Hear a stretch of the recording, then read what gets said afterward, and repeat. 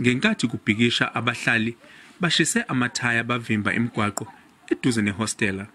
Kucekelwe phansi indlu yonogada amawindi akuleli kolishi ebelisetshenziswa njengesikhungo sokuvota kwa ward 32 ngosuku lokhetho.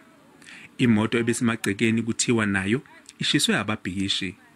Laba bahlali baseHostela iningi labo kuthiwa baseka iIFP. Bafuna kuphindwe kuvotwe kabusha. Ngemuva kokuthi bengawathola ngamagama abo ohlwini labantu ababhalisele ukuvota. Ngosuku lokhetho bathi bafaka isikhalo kodwa bashawa indiva.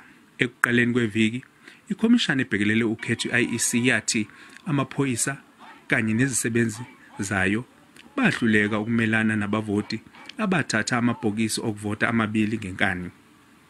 Kamuva abuyiswa lamabhokisi kodwa ikhomishana yathatha isinqumo sokuvala isikhungo nokuthi amavoti angeke asetshenziswe.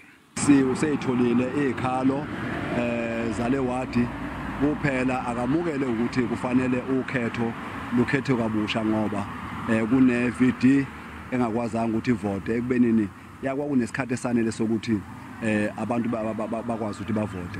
I-IFP ithi izoya enkantolo ngalolu daba. Ngabu I-IEC abanye babe acknowledge ukuthi kube nama mistake ngase side labo. Vele kusinika ukuthi udaba lolo ngafanele nje siliyeke. Kodwa kufanele silithathele inyathelo zomthetho ngoba abavoti amalungelo abo aphuliwa ukuthi bekwazi ukuyikhethela abantu ababafunayo.